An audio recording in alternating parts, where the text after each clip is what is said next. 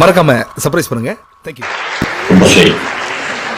நான் வந்து ரொம்ப பிளைனான ஒரு மனசோடு இருந்து கொண்டிருக்கேன். எந்த மென்டலாக எந்த ப்ரிப்பரேஷன்.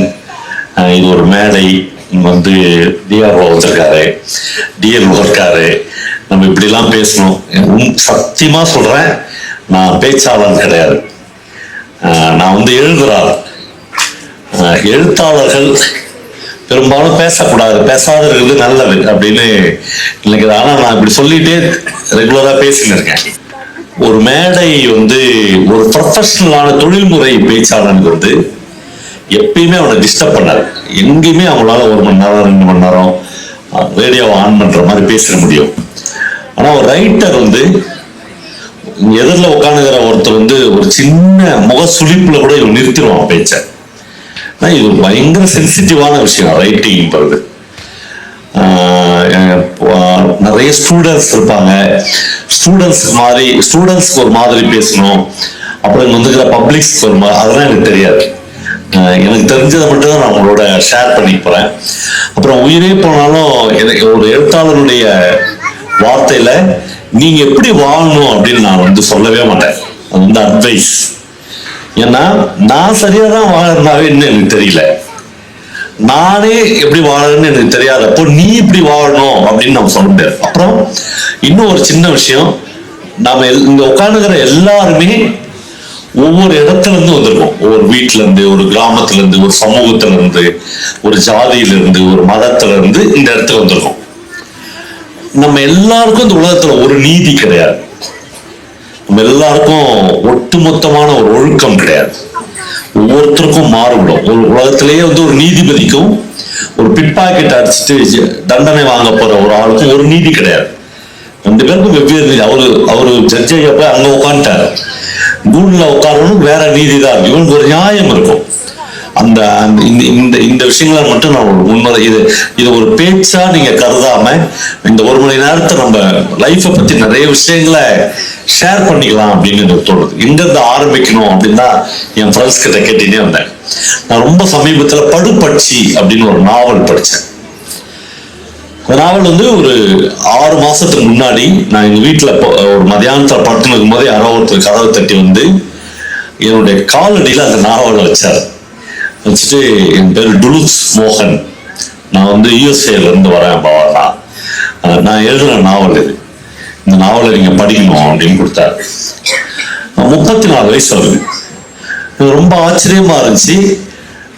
அவர் வந்து அந்த படுபட்சின்ற அந்த நாவலை வந்து எழுதியிருக்காரு. இப்ப யூஎஸ்ல என்ன பண்றீங்க அப்படின்னு கேட்டேன். இந்த நாவல்லே அதுக்கான பதில் இருக்குது, அதனுடைய தொடர்ச்சியா தான் பண்றேன், ஒரு விமானம் தயாரிக்கிற முயற்சியில் இருக்கிறேன் அப்படின்னு சொல்லிட்டு கொண்டாரு. ஆச்சரியமாச்சு. அப்புறம் அந்த நாவலுடைய மையம் அப்படின்றது என்னன்னா, ஒரு இலங்கையில இவ்வளவு 30 வருஷம் இந்த போர் நடந்துச்சு, உள்நாட்டு போர். நான்லாம் 3-4 தடவை இலங்கை முழுக்க போய் சுத்திட்டு வந்தோம். அந்த போர், அதனுடைய ரணத்தை இந்த மைக்கு, நான் வச்சிருக்க சொற்கள், இதில் எதுலையுமே உங்களுக்கு நான் கடத்தவே முடியாது. அது வந்து அது ஒரு தனி ரகம்.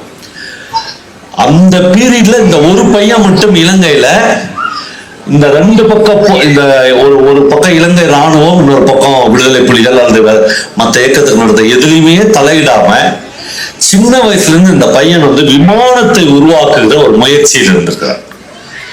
ஒரு தமிழ் பையன். இவங்க அப்பாலாம் ரொம்ப வசதியான ஆளு. அவங்களுக்கு வந்து சொந்தமா சினிமா தியேட்டர் இருக்குது, ரைஸ் மில் இருக்குது, உருவாக்கினா அந்த அந்த அந்த கதைக்குள்ள நான் போகல. ஆனா என்னன்னா, அவன் வந்து ஒரு பொறியியல் கல்லூரியில இவனுடைய ஹாஸ்டல்ல உட்காந்து ஒரு விமானத்தை தயார் பண்ணி தன்னுடைய பிரின்சிபல்ட்டையும் தன்னுடைய பேராசிரியர்கள்ட்டையும் ஒரு பெரிய கிரவுண்ட்ல எல்லாரையும் அசம்பிள் பண்ணி, நான் தயாரிச்ச விமானம் இது, இந்த விமானம் இப்ப நான் சொன்னேன்னா ஸ்டார்ட் ஆகி 100 கிலோமீட்டர் பறக்கும் அப்படின்னு பறக்க வைக்கிறார். இங்க இவ்வளவு ஸ்டூடெண்ட்ஸ் இருக்கீங்க. அது வந்து ஒரு பெரும் கனவு. ஒரு இன்ஜினியரிங் படிக்கிற ஃபர்ஸ்ட் இயர் பையனுக்கு நிறைவேறுகிற ஒரு தருணம். நம்மளே வாழ்க்கை என்பது எவ்வளவு துயரமானது, எவ்வளவு கண்ணீர் மிக்கது, எவ்வளவு ஒரு நிமிஷமும் எப்படி மாறக்கூடியது என்பதற்கு ஏற்கனவே நான் பல 100 புத்தகங்களில் அதை படித்திருக்கிறேன். இந்த டுலுக்ஸ் மோகனுடைய அந்த படுபட்சி நாவலிலும் அன்றைக்கு சாயங்காலம் இந்த ஃபர்ஸ்ட் இயர் படிக்கிற அந்த இன்ஜினியரிங் காலேஜ் பையன் கனவெல்லாம் முகமெல்லாம் கண்கள் எல்லாம் கனவோடு இருக்கிற அந்த பையன் இலங்கை ராணுவத்தால் கைது செய்யப்படுகிறார். ஒரு ஒயிட் வேன்ல தூக்கி போடப்படுகிறார். அடுத்த அரை மணி நேரத்தில் அந்த பையனுடைய உடம்பில் ஒரு ஒட்டு துணி கூட இல்லை. ஒரு கல்லூரி பையனை நிர்வாணப்படுத்தி ஒரு ராத்திரி முழுக்க அடி. ஒருவேளை அந்த பையன் அந்த இரவில் ஒரு 10 முறை செத்திருக்க கூடும் என்று அந்த பையன் அந்த நாவலில் எழுதுகிறார். ஒண்ணுமே அவன் செஞ்சது ஒரே ஒரு விமானம் தயாரித்தான். விமானத்துக்கு ஒரு சின்ன மித்து என்னவென்றால், இலங்கையினுடைய முதல் விமானத்தை ராவணன் தான் செய்தான் என்று ஒரு மித்து இருக்கிறது. ஆனால் அது புஷ்பரக விமானம். அது ஒரு இதிகாசங்களில் தான் இருக்கிறது. நிஜ விமானத்தை இலங்கையில் முதலில் நான் தான் உருவாக்கினேன் என்ற ஒரு ஃபர்ஸ்ட் இயர் படிக்கிற இன்ஜினியரிங் பையனுக்கு கை கால்கள் உடைக்கப்பட்டு சிதிலமாக்கப்பட்டு இந்த பையன் தூக்கி தெருவில் வீசப்படுது. அதான் அந்த கதை. நம்ம இதை பற்றியான ஒரு ஜூம் மீட்டிங் ஒரு 4 நாளைக்கு முன்னால் நடந்தது. நான் அந்த நாவலை பற்றி அந்த ஜூம் மீட்டிங்கில் பேசினேன். உலகின் பல்வேறு நாடுகளில் இருந்து ஒரு 40 பேர் அந்த மீட்டிங்கில் கலந்து கொண்டார்கள். அப்போ சோபா சக்தி என்று எனக்கு மிக பிடித்த, உலகத்தின் மிக பிடித்த எழுத்தாளர்களில் ஒருவர் அந்த ஜூம் மீட்டிங்கில் கலந்து கொண்டு பேசும்போது ஒரு விஷயம் சொன்னார்.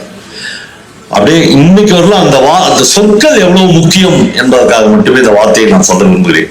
அவர் சொன்னார், உலகம் ரொம்ப விசித்திரமானதுதான்.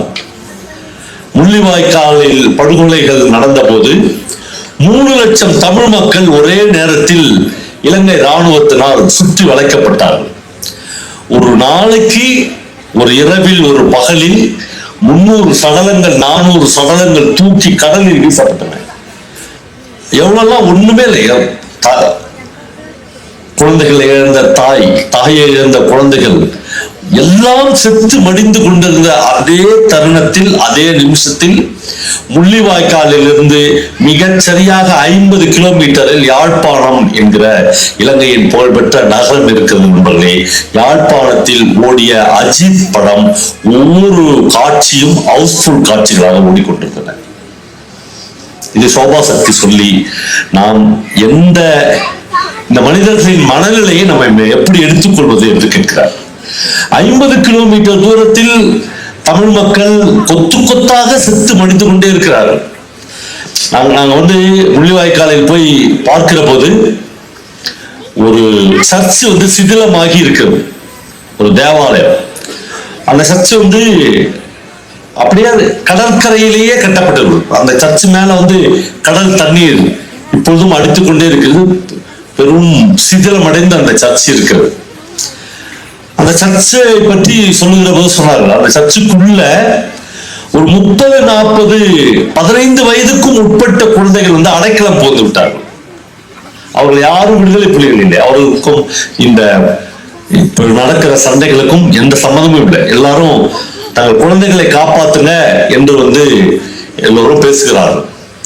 நண்பர்களே, அந்த சர்ச்சு பாதிரியார் அந்த குழந்தைகளை அணைத்துக் கொண்டு தங்களோட பேச்சுவார்த்தை நடத்த வருவர்களிடம் சொல்கிறார், தேவாலயத்துக்குள்ளாக அடைக்கலம் தேடி வந்த இந்த ஆட்டுக்குட்டிகளை பாதுகாப்பது என் கடமை இல்லையா என்று அந்த பாதிரியார் அந்த தேவாலயத்தை விட்டு வெளியே வராமல் அந்த 40-50 குழந்தைகளோடு இருக்கிறார். அடுத்த 5ஆவது நிமிடத்தில் அந்த சர்ச்சில் ஒரு பலம் வாய்ந்த குண்டு வெடிக்கிறது. பாதிரியாரோடு சேர்ந்து அந்த 40 சின்னஞ்சிறு குழந்தைகளும் என்ன ஆனார்கள், சிதிலமாகி வெளியே அவர்கள் சதை துண்டுகள் விழுந்ததை அங்கு இருக்கிறவர்கள் எங்களோடு பகிர்ந்து கொண்டார்கள். நம்முடைய இந்த துயரமான விஷயங்கள் மனிதகுலம் தோன்றினதிலிருந்து இன்றைக்கு வரையிலும் தொடர்ந்து நடந்து கொண்டே இருக்கிறது. இப்படி நடந்து கொண்டிருக்கிற ஒரு பகுதியிலிருந்து 50 கிலோமீட்டர் தூரத்தில் உள்ள இன்னொரு நகரத்தில் அஜித் படம் ஹவுஸ்ஃபுல் காட்சிகளாக ஓடிக்கொண்டே இருக்கிறது. அதையும் உங்களுக்கு தெரியும், யாழ்ப்பாணத்தில் 90% மேல் தமிழர்கள் தான் வாழ்கிறார்கள். தமிழ் படம் ஹவுஸ்ஃபுல்லாக ஓடுகிறது. அப்படி என்றால் இந்த இனப்படுகொலைக்கும் அவர்களுக்கும் சம்பந்தம் இல்லையா? இந்த மரணத்திற்கும் அவர்களுக்கும் சம்பந்தம் இல்லையா? இப்படி 100 விதமான நம்மால் யாராலும் புரிந்து கொள்ள முடியாத நம்மால் தர்க்கங்களுக்கு அப்பாற்பட்ட பதில்களும் கேள்விகளும் அடுக்கடுக்காய் வந்து கொண்டே இருக்கிற இந்த நிமிஷத்தில் தான் இலக்கியம் என்கிற ஒன்றுக்கு எவ்வளவு சக்தி இருக்கிறது என்பதை இலங்கையில் இப்பொழுது போர் நடந்து கொண்டிருந்த போதும் போர் முடிந்த பின்பும் வந்து கொண்டிருக்கிற இலக்கியங்கள் நமக்கு தெரிகிறது. நான் வந்தோடனே டிஆர்ஓட்ட கேட்டேன், சார் ஆண்டன் பெனி உங்க ஃப்ரெண்டா சார் என்று கேட்டேன். அவர் இப்போ சேலத்தினுடைய டிஆர்ஓவாக இருக்கிறார், என்னுடைய நண்பர், ஒரு நல்ல கவிஞர். அரசு அதிகாரிகள் கவிஞர்களாக இருப்பது மாதிரி ஆபத்து இந்த உலகத்தில் எதுவுமே இல்லை.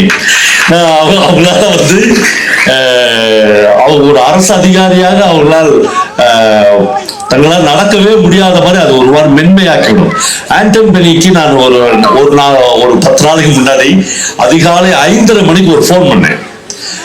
அவர் உற்சாகமா எடுத்து, பெனி நான் ஒரு கவிதை படிச்சேன், இந்த கவிதை படிச்சுட்டு ராத்திரி பகல் கூப்பிடுறதுக்கு இல்ல, அது நமக்கு மீறின ஒரு அமானுஷ சக்தி.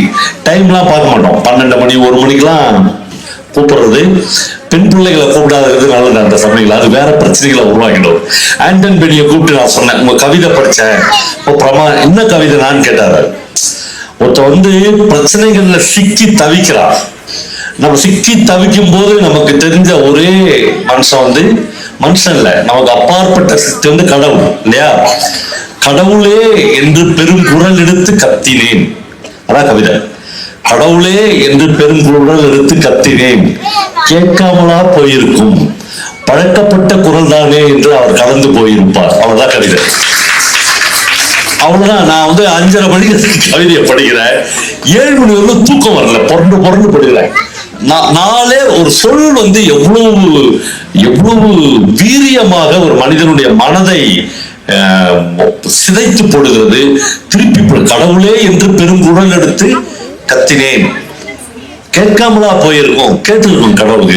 இவனுக்கு வேற வேலை இல்லை, டெய்லி கத்திட்டு இருப்பா என்று கடவுள் கடந்து போயிருப்பார் என்று ஒரு டிஆர்ஓவாக இருக்கிற ஆண்டன் பெனி ஒரு கவிதையில் சொல்ல முடிகிறது என்றால் இந்த சொற்கள் அவ்வளவு பலம் வாய்ந்த விஷயமாக இருக்கிறது நண்பர்.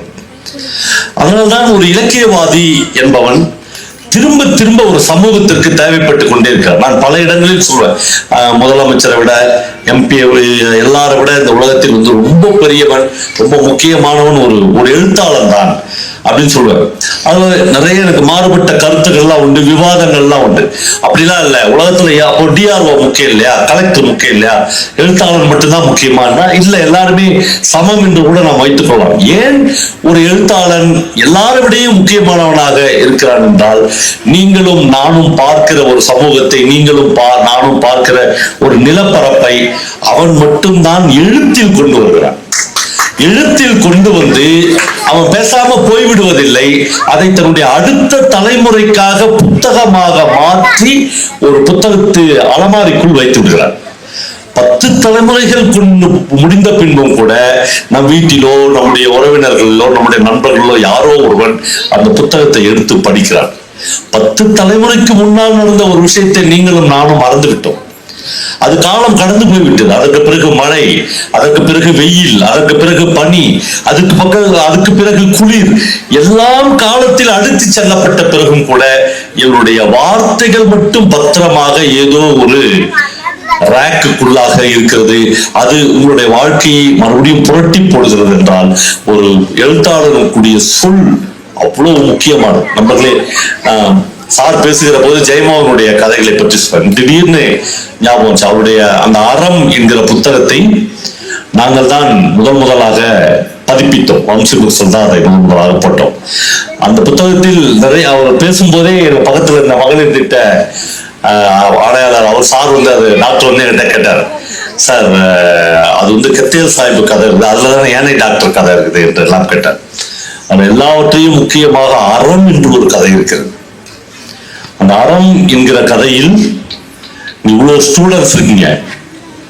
நம்முடைய வகுப்பறைகளுக்குள் ஆசிரியர்களால் நமக்கு சொல்லித்தரப்படுகிற பாடங்கள், அல்லது அரசாங்கத்தால் நமக்கு வடிவமைக்கப்பட்டிருக்கிற புத்தகங்கள் மட்டுமே இந்த மனித வாழ்க்கைக்கு போதுமானதாக இருக்கிறதா என்றால், போதுமானதாக ஒருவேளை இருந்தால் இந்த புத்தக கண்காட்சியை எல்லாம் இப்போதே நிறுத்திவிடலாம்.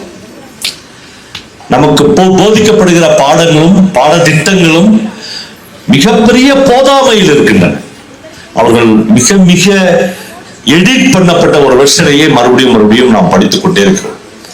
ஒவ்வொரு நாம் ஆராய்ந்து படிக்கிற கல்விக்கு நம்ம இந்த கல்வி முறை கொண்டு போகவே இல்லை. இப்ப உதாரணத்துக்கு ஒரே ஒரு சின்ன விஷயம் சொல்கிறேன். ஆஷ் துரை என்று ஒரு பிரிட்டிஷ் திருநெல்வேலியின் கலெக்டரா இருந்த ஒரு கலெக்டரை மணியாச்சி ரயில் நிலையத்தில் வைத்து வாஞ்சிநாதன் என்கிற ஒரு 23 வயதே உள்ள ஒரு இளைஞன் சுட்டு கொன்றான் என்கிற ஒரு செய்தியை நீங்களும் நானும் காலங்காலமாக பாடப்புத்தகங்களில் படித்துக் கொண்டே வருகிறோம். அவ்வளவுதான் நமக்கு வாஞ்சிநாதனை பற்றி தெரியும், அவ்வளவுதான் நமக்கு ஆஸ்துரை பற்றி தெரியும். அதற்கு மேல் ஒரு ஸ்டூடெண்டால் போக முடியவில்லை. ஒரு மாணவர்களால் ஆஸ்துரை அவ்வளவுதானா, சுட்டுக் கொல்லப்படுவதற்காக மட்டுமே இங்கிலாந்திலிருந்து திருநெல்வேலியின் கலெக்டராக அவர் நியமிக்கப்பட்டாரா? சுட்டு கொள்வதற்காக மட்டுமே வாஞ்சிநாதன் என்கிற ஒரு இளைஞன் படைக்கப்பட்டானா? இப்படி ஒரு ஆராய்கிற கல்வி நமக்கு வேண்டாமா? நண்பர்களே, ஆயிரா வெங்கடாச்சலபதி என்று இப்பொழுது சாகித்ய அகாடமி விருதை போன வருடம் வாங்கியிருக்கிற அவர் ஆஷ் கொலை வழக்கு பற்றி தனியாக ஒரு புத்தகமே எழுதியிருக்கிறார். அதிர்ச்சி தரக்கூடிய பல விஷயங்கள் அதில் இருக்கிறது. ஆஸ்துரையும் அவருடைய மனைவியும் ஒரு நாள் சாரட் வண்டியில் ஊருக்குள்ளாக போகிற போது ஒரு அருந்ததிய சமூகத்தை சேர்ந்த ஒரு கர்ப்பிணி பெண் பிரசவத்திற்காக துடித்துக் கொண்டிருந்த நிலையில் அவளை யாருமே கூட்டில் போய் மருத்துவமனையில் சேர்க்க முடியாத போது ஆஸ்துரையும் அவருடைய மனைவியும் அவளை தொட்டு தூக்கி அந்த வண்டியில் வைத்து ஹாஸ்பிட்டல்ல போய் அவளுக்கு சுகப்பிரசவம் நடந்தது. வெள்ளைக்காரர்கள் பெரும்பாலும் ஜாதி பார்ப்பதில்லை.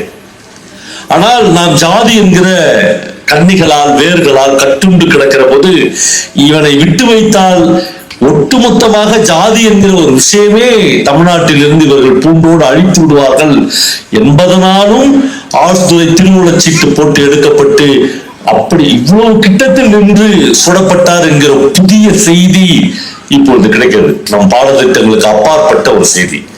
நண்பர்களே, நம்முடைய ஸ்டூடெண்ட்ஸ் எப்படி இருக்க வேண்டும் என்று நான் விரும்புகிறேன் என்றால், அல்லது ஒரு படைப்பாளி விரும்புவான் என்றால், இந்த 2 விஷயங்களையும் கற்று இதுல எது கரெக்ட், இதில் எங்கிருந்து நான் வந்தேன், நான் எந்த கிளாஸினுடைய பிரதிநிதியாக நிற்கிறேன் என்பதில்தான் இந்த கல்வி முறையே திருப்பி காணப்பட வேண்டும் என்று ஒவ்வொரு படைப்பாளியும் விரும்புகிறோம். இவ்வளவு ஒரு அதிர்ச்சிகரமான தகவல்கள் இப்போ இவ்வளவு காலம் பொறுத்து ஆஸ்துரையை வாஞ்சிநாதன் சுட்டுக் கொல்லப்பட்டதற்கு காரணமே ஜாதிக்கு ஆதரவாக அல்லது எல்லா ஜாதியும் ஒன்றுதான் என்கிற ஒரு மனநிலையோடு அவர் இருந்ததுதான் காரணம் என்று எழுதுகிறார். ரொம்ப புதிய தகவல்களை ஒரு கிரியேட்டிவ் கல்வி நமக்கு இல்லைன்னா அது என்ன ஒரு புண்ணாக்கு கூட பயனில்லாத கல்வியாகத்தான் இருக்க முடியும். நண்பர்களே, என்னுடைய நண்பர் ஒருத்தர் அதிகமாக இந்த அரங்குக்குள் உட்கார்ந்து கொண்டிருக்கக்கூடும். அவர் அமெரிக்காவில் இருந்து வந்திருக்கிறார். அவர் பேர் மோகன்தாஸ். அவர் ஒரு 3 மாதத்துக்கு முன்னால் என்னை அமெரிக்காவுக்கு அழைத்திருந்தார். நான் மோகன்தாஸ் 2 முறை அவரை பார்த்திருக்கிறேன். ஆனா நீங்க எங்க வேலை பார்க்கறீங்க என்று அவரை கேட்டதில்லை. இந்த தடவை நான் ஏர்போர்ட்ல அவரை பார்த்த உடனே நீங்க எங்க வேலை பார்க்கறீங்க என்று கேட்டேன். அவர் ரொம்ப கேஷுவலா ஹார்வர்ட் யூனிவர்சிட்டியில என்று சொன்னார். உலகத்தின் டிஆர்ஓக்கு எல்லாம் தெரியும், உலகத்தின் படிப்பாளிகளுக்கு அல்லது அறிவுஜீவிகளுக்கு மிகப்பெரிய கனவு ஹார்வர்ட் யூனிவர்சிட்டி என்பது தெரியும். அவர் அவர் வேலை பார்க்கிற ஹார்வர்ட் யூனிவர்சிட்டிக்கு அழைத்து போனார். அங்க போன உடனே தான் எனக்கு சில அதிர்ச்சிகரமான தகவல் எல்லாம் தெரிஞ்சிச்சு. அது என்னன்னா, ஒரு பல்கலைக்கழகம் என்பது கல்விக்காக கட்டமைக்கப்பட்ட எவ்வளவு ஒரு புனிதமான இடம். அது புனிதம் என்கிற வார்த்தையில் கூட எனக்கு நம்பிக்கை இல்லை. ஒரு கல்வியினுடைய ஒட்டுமொத்தமான மேன்மைகளை அடுக்குகிற இடமாக நாம் எல்லாம் ஒரு கல்விக்கூடங்களை பார்க்கிறோம். மோகன்தாஸ் முதல் முறையாக சொன்னார், நான் இந்த பல்கலைக்கழகத்தில் பேராசிரியராக வேலை பார்க்கவில்லை என்று சொன்னார். அப்புறம் என்று கேட்டேன், ஸ்டூடெண்டா நீங்க? நான் இந்த பல்கலைக்கழகத்துக்கு உள்ளே தான் எங்க ஆபீஸ் இருக்குது, எல்லாமே இருக்குது. ஆனா நான் ஐடில வேலை பார்க்கறேன் சார். எங்க யூனிவர்சிட்டிக்கு ஐடிக்கு என்ன சம்பந்தம்னு கேட்டேன். அவர் அடுத்த அதிர்ச்சிகரமான தகவலை காமிச்சார். ஒரு 20 பஸ் காமிச்சாரு. அந்த 20 பஸ்ஸும் நீங்க நம்ப வேண்டும், நம்ம ஊர்ல உள்ள ரியல் எஸ்டேட் புரோக்கர்ஸ் உடைய பஸ். ஹார்வர்ட் ரியல் எஸ்டேட் என்று அந்த பஸ்ல எழுதி. அப்ப என்னன்னா ஒரு யூனிவர்சிட்டியே ரியல் எஸ்டேட் பிசினஸ் செய்யும் அந்த யூனிவர்சிட்டிக்குள்ளே இருந்து பண்ணுங்க. ஆச்சரியமா இருந்துச்சு.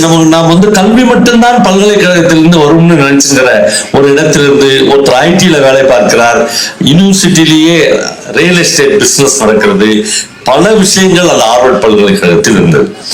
2 சுவாரஸ்யமான விஷயங்களை நான் அங்கு கவனித்தேன். ஒண்ணு, இப்ப இந்த அரங்கத்துக்கு ஒரு மெயின் என்ட்ரன்ஸ் இருக்கு. இந்த மெயின் என்ட்ரன்ஸ் வழியாக நான் உள்ள வரேன். அது மாதிரி நான் ஹார்வர்ட் யூனிவர்சிட்டியில ஒரு மெயின் என்ட்ரன்ஸ் வழியாக உள்ளே நுழைகிற போது என் கையை பிடிச்சிக்கிறாரு மோகன். ஐயோ இதுல போகாதீங்கன்னு சொன்னார். ஏன், இது உள்ள போனவங்க யாருமே டிகிரி முடிச்சது இல்லை ஹார்வர்ட்ல சொன்னார். எனக்கு பயங்கர ஆச்சரியமா இருந்து நான் சொன்னேன், நான் எங்க இதுக்கு மேல டிகிரி முடிக்க போறேன், நான் ஏற்கனவே டிகிரி முடிக்கல, அதனால கவலை இல்லை விடுங்கன்னு. இல்ல தயவுசெய்து சின்ன கேட் வழியா போங்க, மெயின் கேட் வழியா போக கூடாது. நான் ரொம்ப மிகுதியில இந்த மெயின் கேட் வழியா போய் டிகிரி முடிக்காத ஒரு 4 பேர் சொல்லுங்கன்னு கேட்டேன். அவர் ஃபர்ஸ்ட் ஆள் ஊர் ராஜீவ் காந்தினாரு. ராஜீவ் காந்தி வந்து ஹார்வர்ட்ல தான் முத சேர்ந்தாரு. அவர் இந்த மெயின் கேட் வழியா தான் ரொம்ப நல்ல பிள்ளையா வருவாரு. 2-3 மாசத்துல அவர் வந்து யூனிவர்சிட்டியே மாறிட்டாரு. இந்த யூனிவர்சிட்டியில அவரு டிகிரி முடிக்கல. அப்புறம் வந்து பில் கேட்ஸ், அவரும் இங்கதான் மெயின் கேட் வழியா வந்து டிகிரி முடிக்கல. நான் ரொம்ப கூலா கேட்டேன், இந்த சின்ன கேட் வழியா போய் டிகிரி முடிச்ச ஒரு நல்ல பிள்ளைய சொல்லு. ப. சிதம்பரம் பைனான்ஸ் மினிஸ்டரா இருந்தாரு, அவர் சின்ன கேட் வழியா தான் வர்றாரு, அவர் தான் டிகிரி முடிச்சாருனாரு. எதுக்காக இதை சொல்றேன்னா, உலகத்தின் ஒரு மிகப்பெரிய பல்கலைக்கழகம்னு நாம நம்பினுக்கிற அந்த பல்கலைக்கழகத்தினுடைய மெயின் கேட்ல இருந்து சின்ன கேட் வரல அவ்வளவு ஐதீகங்கள், மூடத்தனங்கள் இன்னைக்கும் அவங்க பாதுகாத்து வச்சுக்கிறாங்க. அது ஒண்ணு. 2வது, அந்த யூனிவர்சிட்டி கேம்பஸ்குள்ள ஹார்வர்டினுடைய ஒரு சிலை இருக்கிறது. அப்படி கால் மேல கால் போட்டு அப்படி ஸ்டைலா ஹார்வர்டு உட்காந்துறாரு. எல்லாரும் போய் அந்த சிலையை வந்து குறிப்பா அவருடைய ஷூவை வந்து அப்படி தொட்டு வணங்குறாங்க. நல்ல வேலை நான் வணங்கி இருப்பேன். அதுக்குள்ள மோகன் வந்து உண்மையை சொல்லிட்டாரு. அவர் பகவான் நீங்களாம் போய் கும்பிடாதீங்கன்னாரு. ஏன் சார், இது ஹார்வர்டே இல்லைட்டாரு. நான் பயங்கரமா இந்த உலகமே வந்து வணங்குது, ஹார்வர்டே இல்லைன்னு அவர் சொல்றாரு. ஹார்வர்டுன்றவர் வேற ஒண்ணும் இல்லைங்க, இந்த ஊர்ல உள்ள ஒரு பெரிய நிலச்சுவார்ந்தாரு. ஊர்ல வந்து அண்ணாமலை செட்டியார் வந்து எப்படி அண்ணாமலை யூனிவர்சிட்டிக்கு நிலம் கொடுத்தாரோ அது மாதிரி ஹார்வர்டுக்கு நிலம் தான் கொடுத்தாரு ஹார்வர்டு. அவர் வந்து ஒரு அப்ப ஹைஸ்கூல் ஆரம்பிச்சாங்க. அப்புறம் ஹைஸ்கூலு, காலேஜ், யூனிவர்சிட்டி, காலேஜ் பெருசாயிடுச்சு. அப்புறம் ஹார்வர்ட் செத்துட்டாரு. இவ்வளவு பெரிய பல்கலைக்கழகமா, உலகத்திலே பெரிய பல்கலைக்கழகமா இது மாறின உடனே அவருக்கு ஒரு செலவு வைக்கணும். நம்மளால உடனே ஒரு செலவு வச்சிரும்ல நினைச்சோம். அப்பெல்லாம் அவர் செத்து 3 தலைமுறை ஆயிடுச்சு. ஒரு பாஸ்போர்ட் சைஸ் கூட கிடையாது, போட்டோ கூட கிடைக்கல அவருக்கு. என்னடா பண்றது, செலவு வைக்காம இருக்க முடியாது, உலகத்துக்கு தெரியணுமேனே படிக்க வந்த ஒரு பையனை கூட்டிட்டு வந்து உட்கார வச்சு அவனுக்கு ஷூ மாட்டி விட்டு அவனுக்கு சிலையா செஞ்சுட்டாங்க. சத்தியமா இந்த ஹார்வர்ட் கிடையாதுன்ட்டாரு. அதுக்கப்புறம் நான் இன்னொரு சுவாரஸ்யமான விஷயத்தை வச்சு, ஒரு பக்கம் ஷூ மட்டும் தேஞ்சி பித்தளை தெரியுது, பித்தளை செஞ்சுக்கிறாங்க அந்த இது. ஏங்க ஒரு பக்கம் மட்டும் உங்களுக்கு பித்தளை தருது அப்படின்னு அவங்க சொன்னாங்க. இந்த ஷூவை தொட்டு வணங்கினா கண்டிப்பா வந்து அரியர்ஸ் இல்லாம ஹார்வர்ட்ல டிகிரி முடிச்சிடலாம் அப்படின்னு உலகம் முழுக்க நம்புறாங்க அப்படின்னா. அப்ப 5 நம்பர்லாம் இதை தொட்டு இருப்பாங்கன்னு கேட்டேன். அதைவா டெய்லி தொட்டு இருப்பாரு, அதனாலதான் அவர் அரியர்ஸ் இல்லாம படிச்சுட்டு போயிட்டாரு. பயங்கர ஆச்சரியப்படத்தக்க வகையில இருந்துச்சு. யாருக்கும் தெரியாத இன்னொரு சின்ன தகவலை எனக்கு மோகன்தாஸ் சொன்னார். அது என்னன்னா, இந்த யூனிவர்சிட்டிக்குள்ள 4 வருஷம் 5 வருஷம் வந்து படிக்கிற பசங்க இருக்காங்கல்ல, அவங்களுக்கு வந்து பயங்கரமான ஒரு வெறுப்பு வந்துருமா அந்த யூனிவர்சிட்டி மேல. ஏன்னா உலகத்தின் மிகப்பெரிய பணக்காரர்கள் மட்டும்தான் அவங்க படிக்கும். அவ்வளவு ஃபீஸ் ஸ்ட்ரக்சர் அதெல்லாம் இருக்கு. நம்மள மாதிரியான கல்வி முறை எல்லாம் இல்லை. போகும்போது மிக நிச்சயமாக இந்த யூனிவர்சிட்டில இருந்து வெளியே போறான்ல அந்த பையன் யாருக்கும் தெரியாத ஒரு மிட் நைட்ல அந்த ஹார்வர்ட் சிலைக்கு பின்னாடி ஏறி அதுக்கு மேல யூரின் பாஸ் பண்றான். அவனோட கோபத்தை அப்படி காமிச்சிட்டு போறது. இவ்வளவு சுவாரஸ்யங்களை அடக்கிய, இவ்வளவு மூட நம்பிக்கைகளை அடக்கிய ஒரு விஷயம் வந்து ரொம்ப அமைதியாக எல்லாருக்கும் காட்டப்படுகிறது. அது இதான் ஹார்வர்ட் யூனிவர்சிட்டி, இதுல படிச்சவங்க தான் இன்னைக்கு உலகம் முழுக்க இவ்வளவு பெரிய ஆட்களாக இருக்கிறார்கள் என்று காட்டப்படுகிறது. நண்பர்களே, ஹார்வர்ட் யூனிவர்சிட்டி வரலும் போய் நம்ம பிள்ளைய படிக்க வச்சிட முடியுமா என்கிற கனவு ஒரு புறம் இருக்கிறது. இங்க இருக்கிற ஹைஸ்கூல் முடிச்சா போதும் என்கிற கனவுகளோடு நம்முடைய வாழ்க்கை இந்த ரெண்டுக்கும் நடுவில் தான் மனித வாழ்க்கை எப்பொழுதுமே ஊடாடி கொண்டிருக்கு. நான் சொன்னல ஜெயமோகனுடைய அந்த அறம், அந்த கதையில அந்த கதை என்னன்னா, ஒரு எழுத்தாளர், அந்த எழுத்தாளருக்கு ஒரு பொண்ணுக்கு கல்யாணம் பண்ணணும். ஆனால் அவர் மிகுந்த வறுமையில் இருக்கிறார். ஒரு 30-40 வருடங்களுக்கு முன்னால் வரைய இன்னைக்கு வரையிலும் கூட எழுத்தாளர்கள் எப்பொழுதுமே வறுமையை சூடியிருப்பார்கள். இப்ப இல்ல, மேடம் ரொம்ப ஸ்ட்ராங்கா தலையாட்டாங்களா, நான் இன்னும் நம்பினுக்கிறாங்க. அப்படிலாம் இப்போ ரொம்ப நல்லாதான் எழுத்தாளர்கள் இருக்கிறார். அவங்க அந்த எழுத்தாளர் ஒரு பதிப்பாளர் அவரை கூப்பிட்டு சொல்றாரு, நீ ஒரு புத்தகம் எழுதி கொடுத்தால் உனக்கு 100 ரூபாய் தரேன். 100 புத்தகங்கள் எழுதுறதுக்கான ஆர்டர்கள். 100 புத்தகங்களும் இந்தியாவின் தலை சிறந்த தலைவர்களை பற்றியான புத்தகம். ஒரு புத்தகம் எழுதிட்டு நீ 100 ரூபாய் வாங்கிக்கலாம். அவருக்கு பயங்கர சந்தோஷமாகிறது. நான் அந்த முழு கதையை சும்மா ஒரு இன்ட்டு சொல்கிறேன். ஒரு 3-4 நாட்களில் அவர் 4-5 புத்தகங்களை முடித்து விடுகிறார். கையெல்லாம் அவருக்கு இவ்வளவு பெருசு வீங்கிடுது. ஆனால் ஒரு புத்தகம் எழுதுவதை நிறுத்தினால் அவருக்கு 100 ரூபாய் கிடைக்காமல் போயிடும். 4 புத்தகத்தை போய் அவர் இவர்கிட்ட கொடுத்தார் பப்ளிஷர். அது டைப் ஆகி பிரிண்ட்டுக்கு போகுது.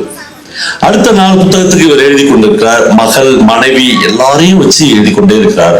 நம்மள இந்த கதையுடைய மையம் இதுதான். ஒரு அட்வான்ஸ் கொடுக்கிறார் இந்த பப்ளிஷர். இவர் சொல்றாரு, வேணாம், நான் கையில காசு வாங்கினா செலவு பண்ணிடுவேன். 100 புத்தகத்தையும் எழுதிவிட்டு மொத்தமாக 10,000 ரூபாய் வாங்கிக் கொள்கிறேன். 10,000 ரூபாய் நான் வாங்கினால் என் மகள் திருமணத்தை 10,000 ரூபாய் போதும். நான் சொல்ற இந்த விஷயம் ஒரு 60 வருஷம் ஜாம் நடத்திடுவேன், மொத்தமா வாங்கிக்கிறேன் என்று சொல்கிறார். உங்களை இந்த கதையை என்னால் சொல்ல முடியவில்லை. ஒரு துக்கம் ஒரு மாதிரி தொண்டையை அடைக்கிறது. 100 புத்தகத்தையும் அவர் எழுதி முடிக்கிற போது முதலில் அவர் கொடுத்த 5 புத்தகங்கள் 5வது பதிப்பை காண்கிறது என்று அந்த எழுத்தாளர் எழுதுகிறார். பிரிண்ட்ல போய் அரசாங்கத்துக்கு அந்த புத்தகங்களை அவர் சப்ளை பண்ணி கொண்டே இருக்கிறார். 100 புத்தகங்களை எழுதி முடித்து விட்டு அவர் போய் அந்த பப்ளிஷர்ட்ட உட்கார்ந்து பேசுகிறார். இந்த பப்ளிஷர் யாருலாம் எனக்கு தெரியும், இந்த எழுத்தாளர் யார் என்றும் எனக்கு தெரியும். அவர்கள் எவ்வளவு புகழ்பெற்ற பதிப்பாளர்களாக இருந்தார்கள் என்பதும் இந்த உலகத்துக்கு தெரியும். இந்த கதை உண்மையாக நடந்த கதை. அந்த அறம் புத்தகத்தில் இருக்கிற எல்லா கதையும் உண்மையாக நடந்த கதை தான். அவர் போய் அவர்கிட்ட எல்லா புத்தகத்தையும் முடிச்சிட்டேன், ரொம்ப சந்தோஷம். அப்புறம் என்று சொல்கிறார், ஒண்ணுல பணம், என்ன பணம் அப்படின்னு கேட்கிறார். இல்லைங்க, ஒரு புத்தகத்துக்கு 100 ரூபாய், அப்பப்போ வாங்கி தின்னிய, அதெல்லாம் என்ன கணக்கு என்று கேட்கிறார். 1 பைசா கூட நான் வாங்கலையே என்று சொல்கிறார். யார்கிட்டடா போய் பேசுற? 2 பேருக்கும் வார்த்தை தடிக்கிறது. வாங்கி தின்ற நாயே என்று ஒரு எழுத்தாளனை பார்த்து அந்த பப்ளிஷர் சொல்றார். அவருக்கு பைத்தியம் பிடிக்கிற ஒரு நிலைமைக்கு வருது. கிட்டத்தட்ட 3 மாசம் 4 மாசம் கையெல்லாம் வீங்கி எழுதின புத்தகங்கள் அவை. 1 பைசா கூட அவர் கொடுக்காமல் இவரை வஞ்சிக்கிறார், ஏமாற்றுகிறார். அவருக்கு என்ன செய்தனே தெரியாமல் எழுச்சி அந்த நடு தெருவில் நடந்து வருகிறார். உடனே வீட்டுல மனைவி எல்லாம் பொண்ணு கல்யாணத்துக்கு ரெடியாகி கொண்டிருக்கிற, தயாராகி கொண்டிருக்கிற அந்த தருணத்தில் என்னாச்சு, காசே கொடுக்க மாட்டான், எல்லா காசும் நான் வாங்கிட்டேன்னு சொல்றான். சாமானியர்கள், ஏழைகள், குரலற்றவர்கள் இந்த உலகத்தில் தங்கள் குரல்களை உயர்த்தவே முடியாத இடங்கள் தான் அதிகார மையங்களாக இன்றைக்கும் இருக்கின்றன. அவர் அப்படியே புலம்பி தவித்து ஓடி போய், நண்பர்களே, அந்த இடம் என்னால் சொல்லவே முடியவில்லை. இந்த இன்சிடென்ட்டை பொறுக்க முடியாமல் அந்த எழுத்தாளரின் மனைவி ஓடி பின்னால் போர்க்கடைக்கு ஓடி போய் கிணத்துல குதிச்சார். அவங்க வீட்டுல பின்னாடி ஒரு கிணறு இருக்கு. இந்த கிணத்தில் குதித்து அப்புறம் 4-5 பேர் வந்து அந்த அம்மாவை காப்பாற்றி. இப்போது இந்த கதையினுடைய அடுத்த சீன் ஒன்று வருகிறது. இந்த பப்ளிஷர் ஒரு செட்டியார் இனத்தை சேர்ந்தவராக, புகழ்பெற்ற ஒரு செட்டியார் இனத்தை சார்ந்தவராக இருக்கிறார். அந்த செட்டியாருடைய மனைவி வந்து ஒரு 150 கிலோ எடையுள்ள ஒரு தாட்டிகமான லேடி. இவருக்கு என்ன பண்றதுன்னு தெரியல அந்த எழுத்தாளர். அவர் மறுபடியும் புறப்பட்டு அந்த பப்ளிஷர் வீட்டுக்கு போகிறார். இந்த அம்மா வந்து குழந்தை இல்லை, அவர் பக்கத்து வீட்டு குழந்தைய வாங்கி இட்லி ஊட்டி கொண்டு சீன் மறக்க முடியாத சீன். இது போன உடனே என்ன புலவர நல்லா இருக்கிறியா என்று அந்த அம்மா ரொம்ப கேஷ்ல, அதுக்கு இது எதுவுமே தெரியாது. இவர் சொல்றாரு, ஒரு ஒரு வெத்து தாள் கிடைக்குமா அம்மணி என்று கேட்கிறார்.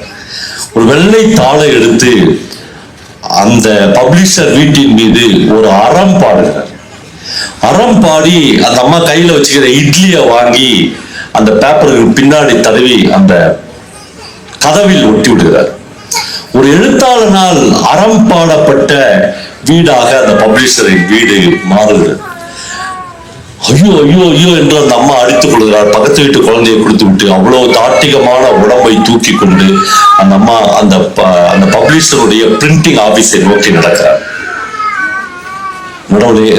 இந்த கடை ஆரம்பிக்கப்பட்டு ஒரு நாள் கூட இந்த பெண்மணி அந்த ஆபீஸுக்கு தான் வீட்டுக்காரருடைய ஆபீஸ் எங்க இருக்குன்னு அந்த அம்மாவுக்கு தெரியாது. முதல் முறையா அவர் வந்து ஐயோ என் குலவிளக்கு தெய்வமே லட்சுமி நீயா வந்த என்று கதறுகிறார்கள். ஜெயமோகன் அந்த கதையில் ஒரு வரி எழுதுகிறார். அந்த அம்மா வந்து நடு ரோட்ல தார் ரோட்ல உட்கார்ந்து சொல்லுது, இந்த முந்தானையை நான் உனக்குதான் போட்டிருந்தேன்னா ஒரு எழுத்தாளனை வஞ்சிச்சுட்டு நீ வாழற இந்த வாழ்க்கையை நான் கூட வாழ்ந்ததே பொய். அவனுக்கு நீ காசு கொடுக்கலன்னா நான் நின்று எழுச்சி போக மாட்டேன் என்று பிடிவாதம் பிடித்து அவசர அவசரமாக கையில் இருந்த காசு, பக்கத்து கடை அக்கத்து கடை எல்லாத்தையும் வாங்கி போய் அவருக்கு அந்த 10,000 ரூபாயை கொடுத்து விட்டு வந்த பிறகுதான் சோற்றால் ஒட்டப்பட்ட அந்த அறம்பாடலை அவர் கிழித்தெடுத்தார் என்று அந்த கதை போகிறது. நம்மளை தொடர்ந்து இந்த குரலற்ற மனிதர்கள் எப்பொழுதுமே வஞ்சிக்கப்பட்டு கொண்டிருக்கிறார். ஊட்டி இப்ப நான் வசனக்கூடிய எல்லாம் மதியானம் போலாம், எங்க பார்த்தாலும் பழங்குடி மக்கள் இருப்பார்கள் என்று நிறைய நண்பர்கள் எனக்கு சொன்னார்கள். போட்டோலாம் என்னுடைய நண்பர்லாம் இந்த போட்டோலாம் காமிச்சார். எந்த ஒரு ட்ரைபு மனிதனையும் பார்க்கிற போதெல்லாம் எனக்கு அவனை அப்படியே என் மனசார அணைத்துக் கொள்ள வேண்டும் என்று தோன்றும். ஏனென்றால் இந்த நாம் அடைந்திருக்கிற இந்த உச்சங்கள், இந்த நாகரிகங்கள், படிப்பு வாசிப்பு என்கிற ஒரு படிப்பு என்கிற இடத்தில் அதன் மூலம் கிடைத்த நம்முடைய அதிகாரங்கள், இது எதையுமே எட்டாக்கணியாக ஒரு பெரும்பான்மையான மனிதர்களுக்கு, ஒரு பழங்குடி மனிதர்களுக்கு இன்னுமே கிடைக்கவில்லை. ஜெயமோகன் கணக்கு என்ற ஒரு கதை எழுதியிருப்பார். நண்பர்களே, எத்தனை பேர் உங்களை அந்த கதையை படித்தீர்கள் என்று எனக்கு தெரியவில்லை. ஒண்ணுமே இல்லை, திருவிதாங்கூர் மகாராஜாவினுடைய சமஸ்தானத்தில் வரி வசூல் இருக்கிற பதவியில் இருந்த ஒரு தம்புரான், ஒரு நம்பூதிரி இனத்தை சேர்ந்த ஒரு உயர்ந்த ஜாதியை சேர்ந்த தம்புரான் வீட்டிற்கு ஒரு ஆசாரி ஒரு பழங்குடியை கூட்டினு வருவான். ரொம்ப இன்ட்ரெஸ்டிங்கான கதை. அந்த பழங்குடி ஒரு சாக்கு பைய கையில கூட்டினு வருவான். தம்புரானே, இவன் வந்து நம்ம ஊர்ல இருக்கிற ஒரு காணிக்காரன். அவர் கேட்பாரு, இது என்ன சாக்கு பையில எடுத்துட்டு வந்துக்கிற? அவன் அந்த சாக்கு பையில இருந்து பலாப்பழம் தம்புரானே என்று எடுத்து வைப்பான்.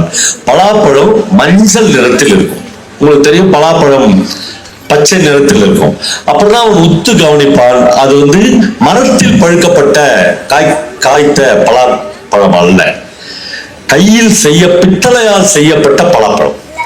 அச்சு அசல் ஒரு பலாப்பழம் மாதிரியே அந்த பலாப்பழத்தை உருவாக்கியிருப்பாரு. அவன் பார்த்துட்டு கேட்பான், இதெல்லாம் எப்படி உங்க வீட்டுல இருக்குதுன்னு கேட்பான். அவ்வளவு பெரிய அரசியல். அப்படி என்றால் என்ன பண்ணா, இதெல்லாம் எங்க வீட்டுல இருக்க வேண்டியதுன்னு அர்த்தம். இந்த மாதிரி ஒரு பழங்குடி வீட்டுல இவ்வளவு கலைநயம் மிக்க ஒரு பொருள் எப்படிதான் இருக்க முடியும் என்று கேட்பான். ஒவ்வொரு வார்த்தைக்குள்ளும் ஒரு அரசியல் இருக்கிறது. அவன் சொல்லுவான், பரம்பரையா எங்க வீட்டுல இருந்து தம்புரானே என்று சொல்லுவான். இப்ப இவனை கூட்டின்னு போன அந்த ஆச்சாரி சொல்லுவார், தம்புரானே, இவங்கிட்ட ஒரு தெய்வீக சக்தி இது. என்ன சக்தி? ஒண்ணுமே இல்லை. இப்ப இந்த பலா சொல்லையில, இந்த பலா காயில எவ்வளவு முள்ளு இருக்குது அப்படின்னா இவன் என்னதே சொல்லுவான். என்னடா இது கடவுளா நீ எப்படி என்னதே சொல்லுவ? இந்த முள் எவ்வளவு இருக்குது? 323 முள் இருக்குது. உங்க வீட்லயே வச்சிருந்த பலாச்சு இது அதனால சொல்லிட்டேன். இல்ல தம்புரானே, நீ எந்த விஷயத்த காமிச்சாலும் 1 ஏக்கர் நெல்லு வயல்ல போய் இதுல எவ்வளவு நட்டுக்குதுன்னா அவன் எத்தனைன்னு சொல்லுவான். டேய் 2 மரக்கா உளுந்து எடுத்துவான் சொல்லுவான். 2 மரக்கா உளுந்து எடுத்துட்டு அவன் முன்னாடி கொட்டி இப்ப சொல்லு இதுல எவ்வளவு உளுந்து இருக்கிறது சொல்லுவான். 14,227 உளுந்து. டேய் ஏமாத்திட்டு போயிடலாம் மட்டும் நினைக்காது. ஆள் வச்சு எண்ணுவேன். கூலிக்கு இன்னைக்கு ஆள் வச்சாச்சு எண்ணி கண்டுபிடிச்சிருவேன். மகனை தப்புன்னு கண்டுபிடிச்சேன், கையை காலை வெட்டி போட்டுருவேன். தம்புரானே, மாடசாமி எனக்கு கொடுத்த அருள் ஒருபோதும் தப்பு நடக்கவே நடக்காது. எத்தனை பேர் ஒன்னாலும் வச்சு எண்ணிங்க. ஓ அவ்வளவு அருளையே உனக்கு கொடுத்துட்டாரோ மாடசாமி. சரி, இப்போ என் பொண்டாட்டி தலையில எவ்வளவு முடி இருக்குதுன்னு எண்ணி சொல்லுவியா? சொல்லுவோம். 78,230. இவன் என்னவா போறான்? இவன் ஒன்னொன்னே சொல்லுவான். சரி, இவனுக்கு ஒன்றுமே புரியாது. கடைசியில் அந்த கான்வர்சேஷன்ல நீ வேணா என்ன பார்க்க வந்தான்? ஒண்ணும் இல்லை, இவன் பையனுக்கு காலேஜ்ல சீட்டு கிடைச்சிது. 1000 ரூபாய் பீஸ் கட்டணும். 1000 ரூபாய் பீஸ் இல்லை. அதனால இந்த இந்த பித்தளை பலாப்பழத்தை அடமானமா வச்சுக்கிட்டு ஒரு 1000 ரூபாய் கொடுங்க தம்புறாங்க. நம்மளே எப்பொழுதும் கலைஞர்களிடம் காசு இல்லாதவர்களாக, இவ்வளவு அறிவு பெற்றவர்கள், ஒரு டீ குடிப்பதற்கு கூட வக்கற்றவர்களாக, இந்த நாட்டின் வியாபாரிகளிடத்திலிருந்து கையேந்தி நிற்பவர்களாக ஒரு புகழ்பெற்ற கவிதை உண்டு. ரோஜாக்களை வியாபாரிகளே வியாபாரிகளே, ரோஜாக்களை விற்று அதை விட உயர்ந்ததாக என்ன வாங்க போகிறீர்கள் என்று ஒரு கவிதை இருக்கிறது. ரோஜாவை விட உயர்ந்ததாக மார்க்கெட்ல போய் நீ ரோஜாவை வித்து அதை விட உயர்ந்ததாக என்ன வாங்கிவிட போகிறாய்? இந்த பழங்குடி தன்னுடைய அந்த பலாச்சொல இதை எடுத்து அவங்ககிட்ட கொடுத்து 1000 ரூபாய் என் பையனுக்கு பீஸ் கட்ட கொடுத்துருங்க தம்புரானே என்று கேட்கிறார். ஆனால் அங்கிருந்த 10 பேருக்கும் தெரியும், கொஞ்ச நேரத்திற்கு முன்னால் இந்த தம்புரானிடம், இந்த பழங்குடியினிடம் ஏதோ ஒரு வகையில் அந்த தம்புரான் தோற்று அவனுக்கு மனசு எரியும். அவன் சமாதானப்படவே இல்லை. இப்பொழுது இன்னும் கொஞ்ச நேரத்துக்குள்ளாக நான் தரேன் 1000 ரூபாய் தரேன் என்று இவன் 1000 ரூபாய் கொடுத்து விடுவான். அவன் 1000 ரூபாய் வாங்கிட்டு போவான். ஆனா இவன் தாங்கவே முடியாது. யாரோ ஒரு ட்ரைப் அவனுக்கு இவ்வளவு கணக்கு தெரியுது, இவ்வளவு தெய்வீக சக்தி இது. நாம இவ்வளவு பெரிய உயர் ஜாதியை சேர்ந்தவங்க. திருவிதாங்கூர் சமஸ்தானத்துல வரி வசூல் பண்ணுவாங்க. நாம போய் அவன்கிட்ட ஒரு பழங்குடி ஆள்கிட்ட தோத்துட்டோமே என்பதனால் அந்த ஆசாரியர் சொல்லி அவனை போய் மறுபடியும் கூட்டினுவாங்க. பாதி வழி போயிட்டுன்னு உன்னை மறுபடியும் தம்புரான் கூப்பிடுறான்னு கூட்டினுவான்.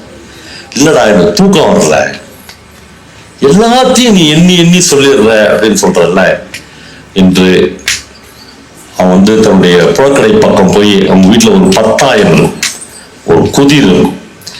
அந்த குதிர்ல இருக்கிற காசுகளை எல்லாம் அள்ளி வெளியே கூட்டு அழிய கூட்டுவாங்க. இவன் வரி வசூலித்த போது அந்த திருவிதாங்கூர் மகாராஜாவுக்கு தெரியாமல் ஒரு நாளைக்கு ஒரு குத்து காசு அள்ளி அந்த 10,000 போட்டு வச்சிருவான். கிட்டத்தட்ட திருடுதானே அதுக்கு பேர். அந்த காசை தூக்கி போட்டு இப்பதான் நான் ஆள் வச்சுக்கிறேன், கரெக்டா சொல்லு அப்படின்னு அப்படியே குவிச்சு வச்ச அந்த காயினை இது எவ்வளோ காசுன்னு சொல்லிடு. 34,000 சொல்றோம். ஒத்து மாட்டேன், இப்படி உட்காரு, வா 4 பேர் வா, இந்த காசை ஃபுல்லா எண்ணு. இப்போது எண்ணி முடிக்கிறார்கள். இவன் சொன்னதுக்கும் அதுக்கும் டிஃபரன்ஸ் இருக்கு. பயங்கர டிஃபரன்ஸ் இல்லை, ஆனால் ஒரு 1000 1200 காசுகள் டிஃபரன்ஸ் இருக்குது. இப்ப எங்கடா போறான் அவனுடைய மாடசாமி என்று அந்த பழங்குடியை பார்த்து அந்த தம்புரான் கேட்கிறான். அவன் துடிச்சுறான்.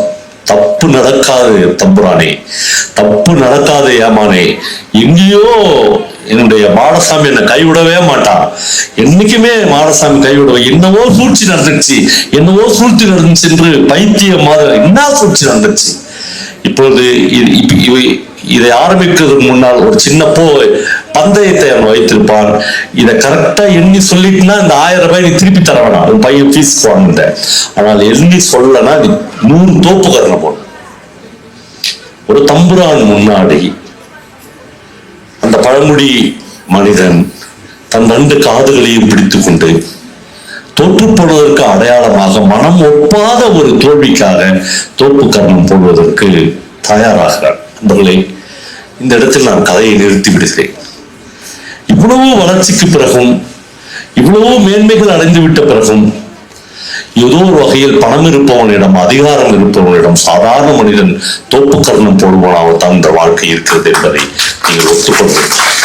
அவனுக்கு கண்ணெல்லாம் கலங்குகிறது. இல்லை அம்மா, என் மானசாமி ஒருபோதும் என்னை கைவிடவே மாட்டான்.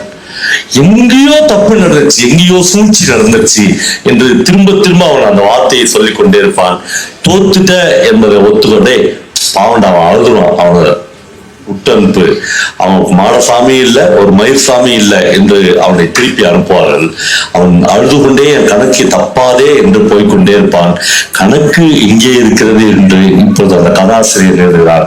திருவிதாங்கூர் மகாராஜாவிடம் வரி வசூலிக்க பண்ணும் போதே மரக்கால அளந்துதான் அந்த காயின்ஸ் அந்த கருவூலத்திற்கு அனுப்பி வைப்பார்கள். ஒவ்வொரு முறை ஒரு மரக்காலில் அளக்கிற போதும் அந்த மரக்காலுக்குள்ள இவ்வளவு இன்ச், 1 இன்ச் தூரத்திற்கு புளி ஒட்ட வைக்கப்பட்டிருக்கும். அதில் அந்த காசு அளந்து போடுகிற போது அந்த புளியில ஒட்டி கொள்ளுகிற காசெல்லாம் தான் இப்போது இவருடைய இந்த 10,000 இருக்கிறது. அதே மெத்தட இவனை ஏமாற்றுவதற்காக புளி ஒட்டப்பட்ட அந்த மரக்காவை எடுத்துன்னு அளந்து போடுகிறான். இவனுடைய மாடசாமிக்கு இந்த திட்டுத்தனம் தெரியாது, இவனுடைய குலதெய்வத்திற்கு இப்படி வஞ்சிப்பதை தெரியாது. அதனால் இவனுடைய கணக்கில் தப்பு வந்துவிடுகிறது. இசைக்கவி ரமணன் என்ற ஒரு மிகப்பெரிய போயட் எழுதுகிறார். மனிதனை மறந்த தத்துவம் எல்லாம் மண்ணில் போகட்டுமே என்று எழுதுகிறார். மனிதனை மறந்த தத்துவம் எல்லாம் மண்ணில் போகட்டுமே, அவன் கண்ணீர் துடைக்க மறந்த கைகள் கனலில் வேகட்டுமே என்று எழுதுகிறார். ஒரு சக மனிதனின் கண்ணீரை துடைக்க மறந்த கைகள் கனல்ல வேக வேண்டும் என்று எழுதுகிறார். ஒரு சாமானிய பழங்குடியினை ஏமாற்றி அவனை 100 தோப்பு கர்ணம் போட வைக்கிற அதிகாரம் கொண்ட ஒரு உயர்ஜாதி நம்பூதிரியை நம் வாழ்க்கையில் நமக்கு அடையாளம் காட்டுவது இலக்கியம் மட்டும்தான், கதை மட்டும்தான். அந்த நுட்பத்தில் நாம் இந்த வாழ்க்கையை வாழ முடியாவிட்டால் எல்லாமே இந்த வாழ்க்கை ஒட்டுமொத்தமாக நமக்கு சூன்யமாக மாறுகிறது.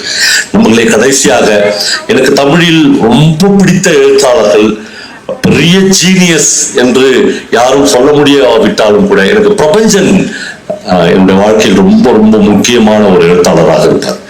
எனக்கு ஒரு சக மனிதனின் தோள் மீது கை போட்டுக் கொண்டு அவர் எனக்கு கதை சொல்வார். எனக்கு இந்த வாழ்க்கையின் அனுபவங்களை திரும்ப திரும்ப சொல்வார். நமக்கு அவர் வர்க்கம் என்று ஒரு கதை எழுதியிருக்கிறார். அந்த கதை எழுதப்பட்ட பீரியடே எனக்கு தெரியும். பாண்டிச்சேரிக்கு எப்பொழுது போனாலும் ஆங்கிலோ பிரெஞ்சு AFT என்ற ஆங்கிலோ பிரெஞ்சு மில் என்று ஒரு மில் இருக்கிறது. அந்த மில்ல ஒரு 3000 பேர் வேலை பார்த்து கொண்டிருந்தார்கள். ஒரு ஊதிய உயர்வு ஒப்பந்தத்திற்காக அந்த மில் மூடப்பட்டது. அங்கிருந்துதான் பிரபஞ்சன் அந்த கதையை ஆரம்பிக்கிறார். அந்த மில்ல வேலை பார்க்கிற ஒரு பிராமண பையன், அவன் பேர் வாசுதேவன். அவனுக்கு அடுத்த இவ்வளவு நாள் வேலை, இப்ப ஒண்ணும் இல்லை, இன்னைக்கு நாளை காலைல கலெக்டர் ஆபீஸ் மூடிடுறாங்கன்னு வச்சுங்க, ஒரு 10 நாளைக்கு கலெக்டர் ஆஃப்னா DROக்குள்ள என்ன பண்றதுன்னே தெரியாது. நான் காலையில எழுந்துட்டே கலெக்டர் ஆபீஸ் போய் வேலை பார்த்துது. திடீர்னு நம்முடைய அன்றாடங்கள் சிதைக்கப்பட்டுச்சுன்னா நம்ம அடுத்த நாள் எப்படி எங்க போறதே நமக்கு தெரியாது. மில்லு மூடிட்டாங்க. இந்த பையனுக்கு என்ன பண்றதுன்னே தெரியாது. காலைல எழுந்தாச்சு, குளிச்சாச்சு, பூஜை பண்ணியாச்சு, விபூதி வச்சாச்சு, குங்குமம் போட்டு வச்சாச்சு, எங்க போறது? எங்கேயுமே போக முடியாது. இவன் பொறுத்து நடந்து போய் பாண்டிச்சேரியில இந்த பாரதி பூங்கான்னு ஒண்ணு இருக்குது. நீங்க பாத்தீங்கன்னா அந்த பீச்சுக்கு முன்னாடி பெரிய பூங்கா, அங்கதான் செக்ரட்டரியேட் எல்லாமே இருக்கும். அந்த பூங்காவில போய் உட்காருவார் டெய்லி. அந்த பூங்காவில ஒரு நாள் அவருடைய வயதான ஒரு மாமா வருவார். அவர் ஒரு பழுத்த பிராமணர்.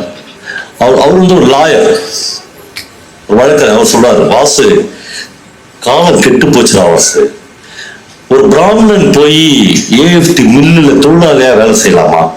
அதனாலதான் மில்ல மூடிட்டான். அவருடைய கணிப்பது ப்ராப்ளம் போய் ஏஎஃப்டில தொழிலாளர்லாம் வேலை பார்த்து நானா இருந்தா சத்தியமா போயிருக்கணும். நம்மளாம் வேலை சொல்ற வாய்டா இது, நம்மளாம் மணியாற்றுற கை இது போய் வேலை செய்யலாமா? அவன் சொல்லுவான், வேலை சொல்ற வாயில தானே மாமா பொய்ய சொல்லி சொல்லி நீ வக்கீல் வேலை செய்யற அப்படின்வா. அவர் அடுத்த சொல்றாரு, நான் செத்துட்டா கூட என் சாவு வராதுன்றார். அவனு பரவாயில்ல நான் வரலன்றான். இப்ப அவன் வந்து அந்த இதுல உட்காந்துப்பான். நம்மள கதையை நான் ரொம்ப ஷார்ட்டா சொல்றேன். ஒரு நாள் வந்து ஒரு கல்லு வந்து தலை குப்புற கிடக்கும். அந்த கல்ல வந்து என்னன்னு தெரியாம இவன் சாயங்காலம் இப்படி புரட்டுவான்.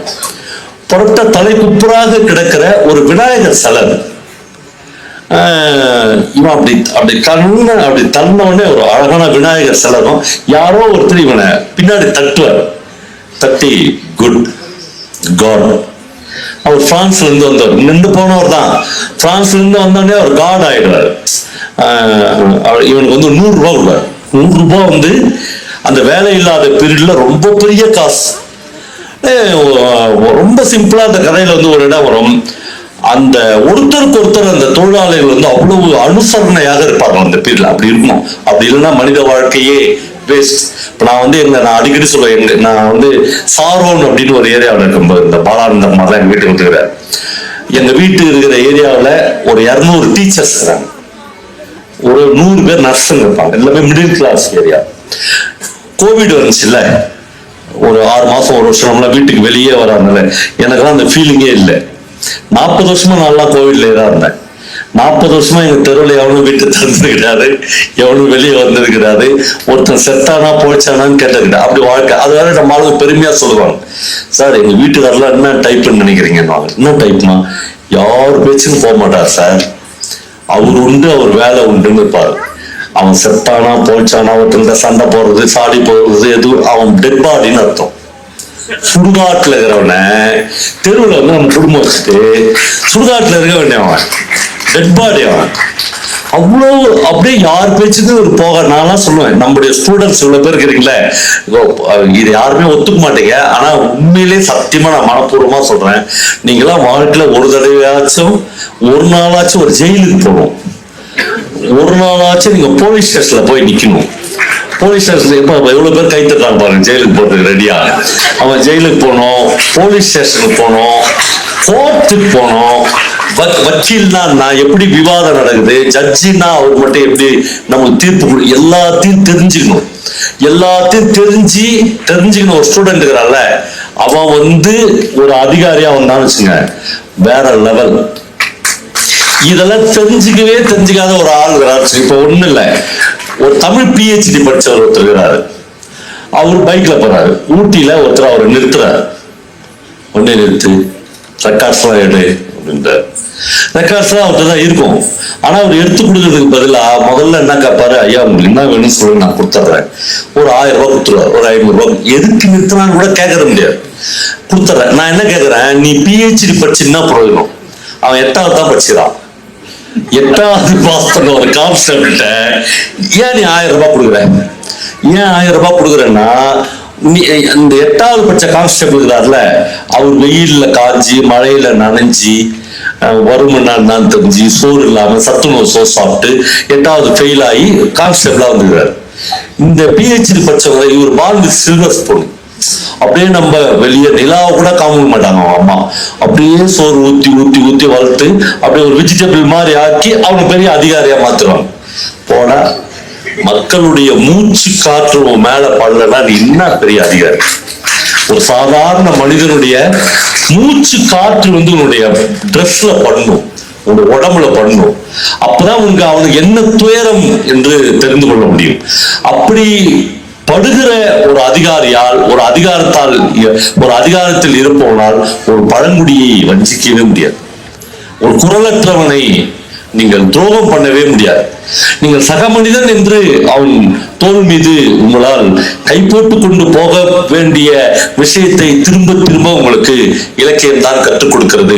வாசுதேவன் இப்பொழுது சிலையை திருப்பி போட்டா அது வந்து விநாயகர் சிலை 100 ரூபாய் ஒருத்தர் எடுத்து கொடுத்து சொல்றாரு, எதுக்கு சார் 100 ரூபாய்?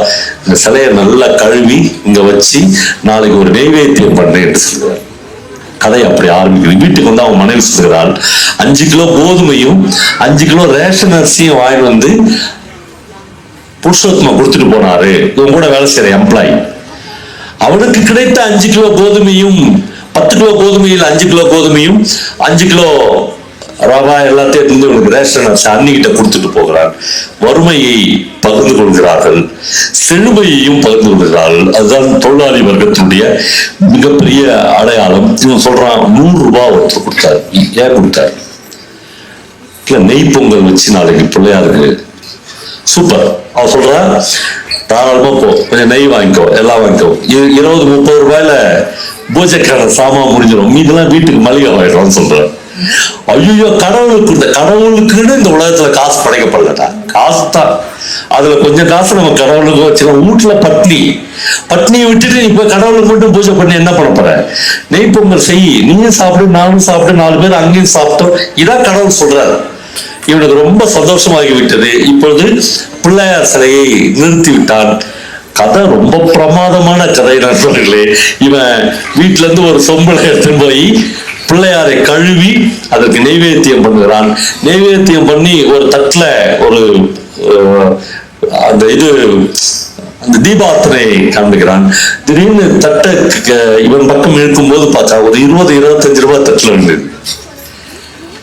இவனுக்கு ஆச்சரியமாக இருக்குது. வீட்டுல காஃபி போட கூட பால் இல்ல, காப்பி தூள் இல்ல. 20 ரூபாய் டெய்லி 25 ரூபாய் போச்சுன்னா பெரிய விஷயமா ஆயிடுவேன். அடுத்த நாள் காலையில எழுச்சி ஒரு நல்ல புது வேலை கிடைத்திருக்கிறது. இவன் டெய்லி வந்து விநாயகரை பார்த்துக் கொள்கிறான். நண்பர்களே, இப்பொழுது நீங்கள் நம்ப வேண்டும், இந்த இன்சிடென்டினுடைய ஒரு 20-25வது நாளில் ஒரு சைரன் வச்ச கார் அங்க நிற்கிறது. பாண்டிச்சேரியினுடைய சீஃப் செக்ரட்டரி இவனை பார்த்து ஐயா தெய்வமே என்று இவனை கூப்பிடுறார், குருவே கூப்பிடுறார். வாசு சந்தோஷப்பட்டுறான். ஓ, சீஃப் செக்ரட்டரியே வந்துட்டாரா? அவர் சொல்றாரு, சாமி எங்க வீட்டுக்கு நீங்க வரணும்னு கூப்பிடுறாரு. எப்பயுமே நீங்க இந்த மாதிரி ஆயிட்டீங்கன்னா அதிகாரிகள் வந்து உங்களை வீட்டுக்கு கூப்பிடுவாங்க. இவர் வீட்டுக்கு போறான். இங்க போனா அவர், என் பிள்ளைங்களுக்கு நீங்க தான் குரு, நீங்க. அவன் அப்படியே இப்ப என்னன்னா 20 ரூபாய் 25 ரூபாய் ஒரு நாளைக்கு 2000 ரூபாய் 3000 ரூபாய் தச்சுல இவனை யாரும் கேட்க முடியாது. இவனுடைய ஓன் ப்ராப்பர்ட்டி இது. இவன் உருவாக்குன விநாயகர். கவர்மெண்ட்டோ அறநிலையத்திலேயே உள்ளே வர முடியாது. பயங்கரமா இவன் செழிப்பாக வளர்ந்து கொண்டே போகிறான். நண்பர்களே, இதான் கதை, இதான் பிரபஞ்சம், இதான் நம்ம எடுத்துக்க வேண்டிய விதம். எல்லா உச்சத்துல போகும்போது இவன் நல்லா, இவன் வேற பை பர்த்டே பிராமினாச்சா திளைக்கிறான். காசு வருது, இவன் பெரிய ஆள் ஆயிட்டான். எல்லாம் நடந்த போது கம்பெனி தந்துடுறான்.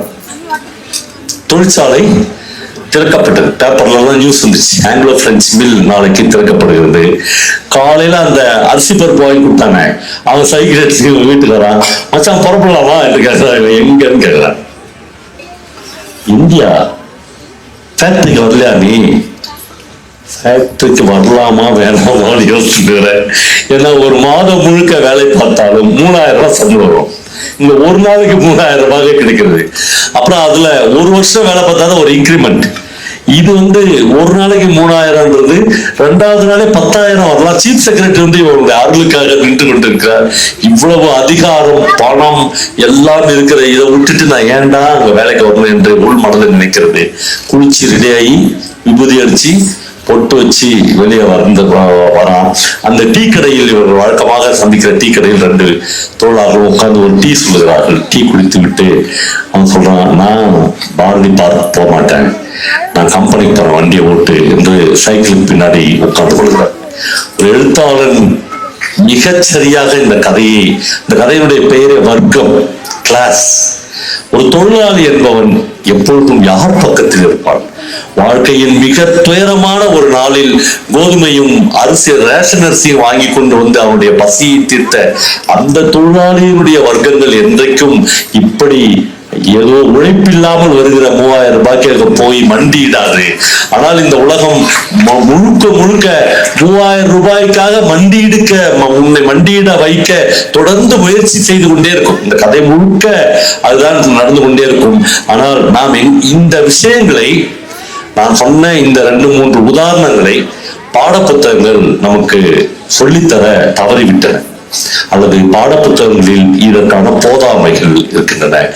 இலக்கியங்கள், இலக்கிய கண்காட்சிகள், இலக்கிய உரைகள், இலக்கிய கலந்துரையாடல்கள் மட்டுமே இதை எப்பொழுதும் நிவர்த்தி செய்யும். அப்படி ஒரு நல்ல முயற்சியை இந்த நீலகிரி புத்தக திருவிழா எடுத்திருக்கிறீர்கள். உங்களுக்கு என்னுடைய அன்பும் பிரியமும் கலந்த வணக்கங்களையும் வாழ்த்துக்களையும் சொல்லி